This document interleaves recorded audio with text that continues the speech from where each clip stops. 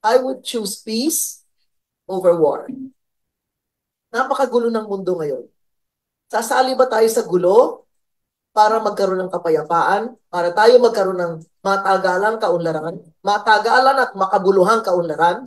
O sasama ba tayo dun sa kaguluhan para itulak ang ating bansa dun sa daan ng digmaan?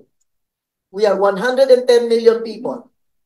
7 million of us answered that they are experiencing involuntary hunger.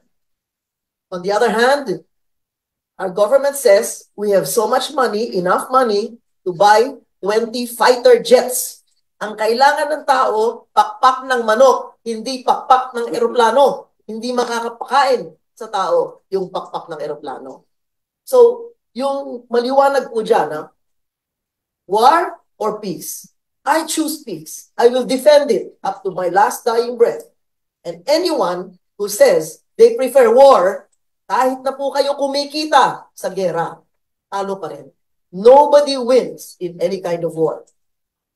Let's not fall. Let's not fall for it.